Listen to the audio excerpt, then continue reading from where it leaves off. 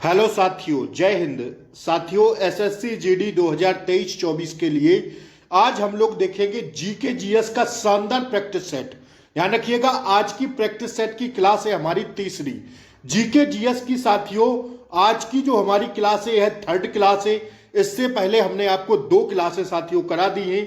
Link आपको इसी class के नीचे डिस्क्रिप्शन बॉक्स में मिल जाएगा, वहां से आप लोग इन दोनों क्लासों को कर सकते हैं। साथियों, जीके जीएस का हमारा टारगेट रहेगा आज का 20 में से 20।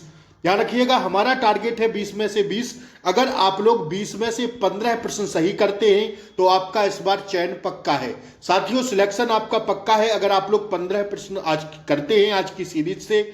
आइए साथियों, हम लोग प्रीवियस ईयर प्रश्नों को देखेंगे। आपको बाद में कमेंट करके बताना है कि आपका आज टारगेट कितना रहा। साथियों, आज पेपर लिया है हमने 6 फरवरी 2023 का, एकदम लेटेस्ट पेपर जो 2023 में आपसे प्रश्न पूछे गए हैं हिंदी के। और साथियों, जीके जीएस की मैं क्लासें चला रहा हूं, जल्द ही आप लोगों के लिए रीजनिंग की क्लासें लेकर आने वाला हूं। तो साथियों, आप लोग चैनल को सपोर्ट कीजिए। चैनल पर नए हो तो सब्सक्राइब कर लें, बेल आइकन भी प्रेस कर दें ताकि क्लासों का नोटिफिकेशन आपको सही समय पर मिलता रहे। देखिए, पहला प्रश्न आपसे साथियों पूछा जा रहा है। पहला प्रश्न है दोस्तों, देखिएगा आप लोग फटाफट। पहला प्रश्न देखिए, भारत के संविधान का कौन सा अनुच्छेद अस्पृश्यता की अवधारणा को समाप्त करता है?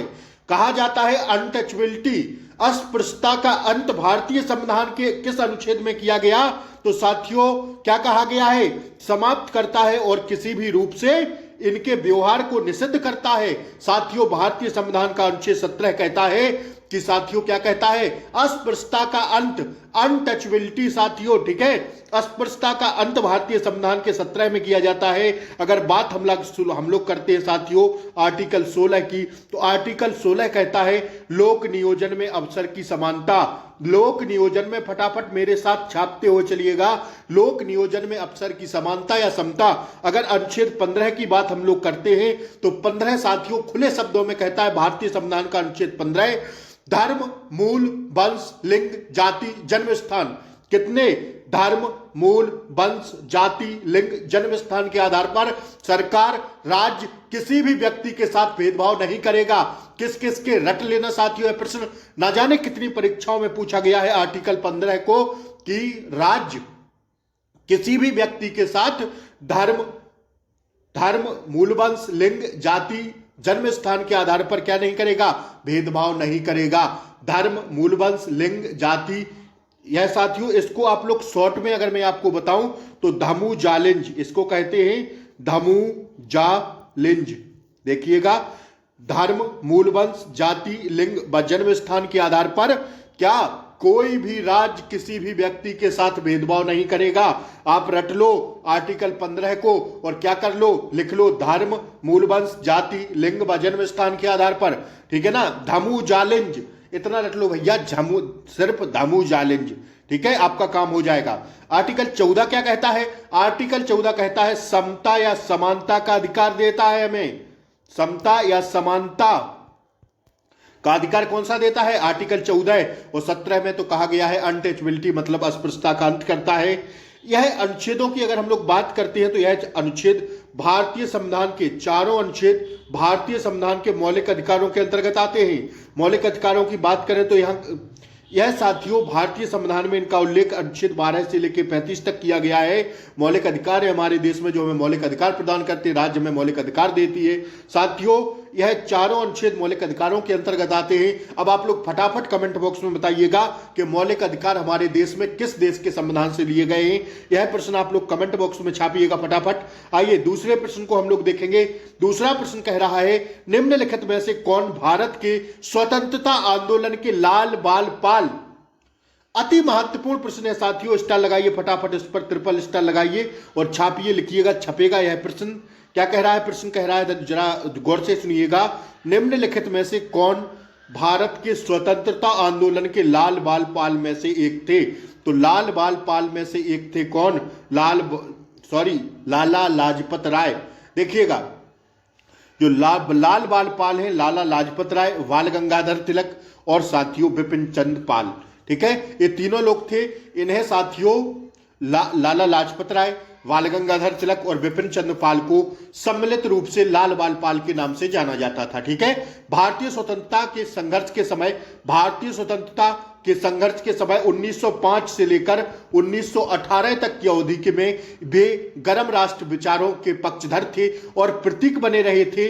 वे साथियों स्वदेशी के पक्षधर थे और सभी आयातित वस्तुओं का बहिष्कार के समर्थक थे। यह तीनों लोग तो अति महत्वपूर्ण है साथियों यह प्रश्न। ठीक है ना, विशेष ध्यान रखिएगा इस प्रश्न को। आइए हम लोग जरा तीसरा प्रश्न को देखते हैं। केवल डैश डैश डैश वर्ष के अधिक की आयु के भारतीय नागरिक ही किसी राज्य के राज्यपाल के पद पर नियुक्त के लिए पात्र होते हैं। तो साथियों कितनी वर्ष के, 35 वर्ष के ऊपर साथियों क्या होते हैं, भारतीय नागरिक ही किसी राज्य के राज्यपाल के पद पर क्या होते हैं, नियुक्त पात्र होते हैं। That's your answer. अति महत्वपूर्ण प्रश्न है, स्टार लगा के छापिएगा। देखिए इस प्रश्न को, एकदम आसान प्रश्न है। विषम का चयन करना है। संकेतः वस्त्र उद्योग, ठीक है, संकेत क्या दे रहा है, वस्त्र उद्योग। इसे हमें क्या करना है, इसे हमें बताना है कि कौन सा भिन्न है, मतलब विषम का चयन करना है।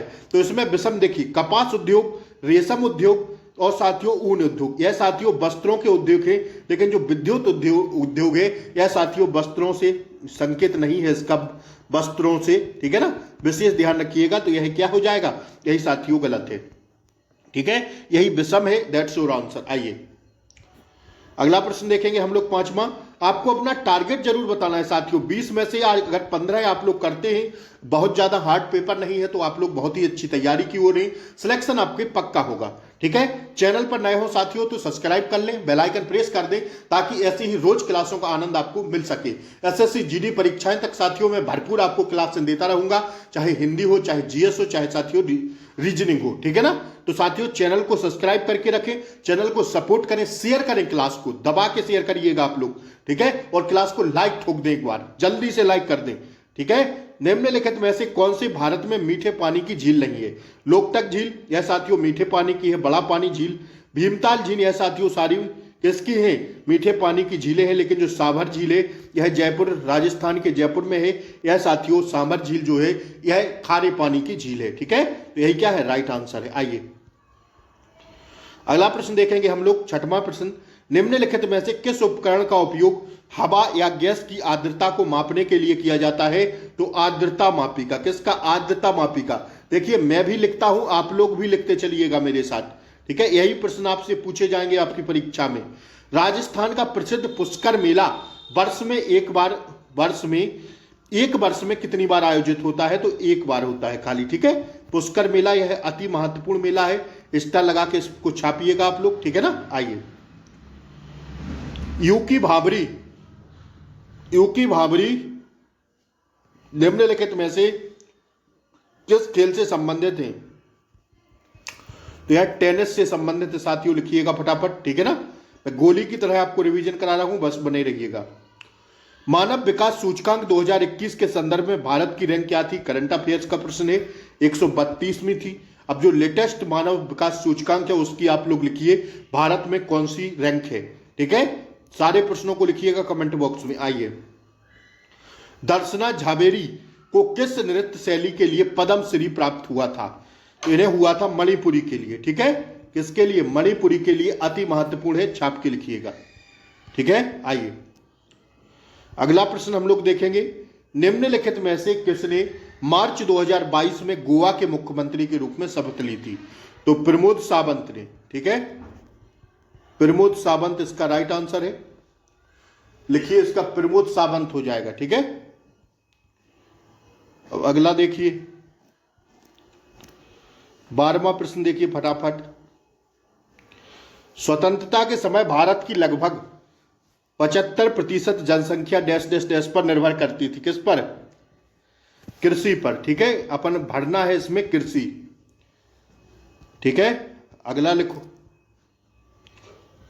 वह प्रजाति जो खाली एवं नग्न क्षेत्र पर डैश डैश डैश करती है मूल अन्वेषक प्रजाति कहलाती है क्या। तो यह कहलाती है आक्रमण। ठीक है, आक्रमण प्रजाति है, अति महत्वपूर्ण है। ठीक है, अब स्टार लगा के छापो इसको। अगला देखिए 14वां। राजगृह कई वर्षों तक मगध की राजधानी रहा, बाद में राजधानी को किसके हस्तांतरण कर दिया गया। देखिए, राजधानी कई वर्षों तक मगध की राजधानी रहा, बाद में इस राजधानी को कहां पर हस्तांतरित कर दिए थे, तो पाटलिपुत्र में कर दिए थे। ठीक है, कहां पर, पाटलिपुत्र में इसको हस्तांतरित कर दिए थे। यह साथियों कई एग्जाम में पूछा गया प्रश्न है, स्टार लगा के छपेगा यह प्रश्न, लिख लेना। ठीक है, एसएससी जीडी में कई बार यह प्रश्न को पूछा गया है। अब अगला देखिएगा, एशियाई खेल 2018 के उद्घाटन समारोह के लिए भारत के ध्वजवाहक कौन थे। 2018 करंट का प्रश्न पूछा है तो नीरज चोपड़ा जी थे। ठीक है, 2018 में जो भारत का ध्वजवाहक थे वह नीरज चोपड़ा थे। एशियाई खेलों के 2018 के उद्घाटन समारोह के लिए भारत के कौन थे ध्वजवाहक, नीरज चोपड़ा थे। अति महत्वपूर्ण प्रश्न है और करंट अफेयर से रिलेटेड यह प्रश्न था 2023 की परीक्षा में। अब देखिएगा, एक लेखा वर्ष के दौरान घरेलू क्षेत्र के डैश डैश डैश उत्पादित अंतिम माल और सेवाओं का कुल मूल्य घरेलू आय कहलाती है क्या, तो यह कहलाती है भीतर। ठीक है, यह घरेलू आय इकोनॉमिक्स का अति महत्वपूर्ण प्रश्न है। ठीक है, ऐसे प्रश्न आपसे पूछ लिए जाते हैं तो इसको हम लोग कहते हैं भीतर। ठीक है, सब छापते हुए चलिएगा, जैसे मैं लिख रहा हूं ऐसे आपको भी लिखते चलना है। अब 17वां देखिएगा, निम्नलिखित में से कौन सा एक लोक नृत्य तमिलनाडु राज्य से संबंधित है। 4 ऑप्शंस में बताना है आपको कि कौन सा, निम्नलिखित में से कौन सा लोक नृत्य तमिलनाडु राज्य से संबंधित है, तो यह कुम्मी। ठीक है, यह कहां से है, तमिलनाडु राज्य से संबंधित है। ठीक है ना, आइए, भारत की 5वीं पंचवर्षीय योजना का मुख्य उद्देश्य क्या था। भारत की 5वीं पंचवर्षीय योजना का जो मुख्य उद्देश्य था यह था गरीबी उन्मूलन। ठीक है, गरीबी उन्मूलन। वो आप लोग कमेंट बॉक्स में बताइएगा कि भारत की जो 5वीं पंचवर्षीय योजना थी, यह साथियों 5वीं पंचवर्षीय योजना कब से और कब तक चली थी। ठीक है, कब से कब तक चली थी, इसका आंसर कमेंट बॉक्स में फटाफट दीजिए। अगला देखिए, 24 जून 2022 को इंटेलिजेंस ब्यूरो के निर्देशक के रूप में पदभार किसने संभाला, तो यह संभाला था तपन कुमार डेका ने। ठीक है, यह भी करंट अफेयर्स से रिलेटेड प्रश्न है। नई करंट अफेयर्स की क्लासें आपको दे देंगे। ठीक है, 2-4 दिन के अंदर आ जाएंगी सारी क्लासें। और जीएस के, जीके व जीएस के 500 प्रश्न आपके सामने होंगे जल्द ही। मैंने सुबह इसकी घोषणा की थी, 500 प्रश्न आपके सामने बहुत जल्द आएंगे। ठीक है ना, या तो 5 क्लासें रहेंगी 100 प्रश्नों की, या 50 प्रश्नों की, कितनी, 6। ठीक है, कितना क्लासें रहेंगी, 10 क्लासें रहेंगी। ठीक है, आज की क्लास का अंतिम प्रश्न देखिए, डैश डैश डैश को 2019 में पारित किया था। इसके फलस्वरूप भारत के प्रधानमंत्री और अन्य पूर्व प्रधानमंत्रियों की सुरक्षा प्रतिबंधित कर दी गई थी। डैश डैश डैश 2019 में पारित किया गया था और इसके फलस्वरूप भारत के प्रधानमंत्री और अन्य पूर्व प्रधानमंत्रियों की सुरक्षा प्रतिबंधित कर दी गई थी। तो यह साथियों हुआ था किसमें, विशेष सुरक्षा समूह संशोधन अधिनियम 1900। देखिए इसको, विशेष सुरक्षा समूह संशोधन अधिनियम, यह अधिनियम था कहां, कब का, 2019 का। ठीक है, जिसमें कर दिया गया था कि इसके फलस्वरूप भारत के प्रधानमंत्री और अन्य पूर्व प्रधानमंत्रियों की सुरक्षा प्रतिबंधित कर दी गई थी। ठीक है, तो आज हमारा टारगेट था 20 में 20 का।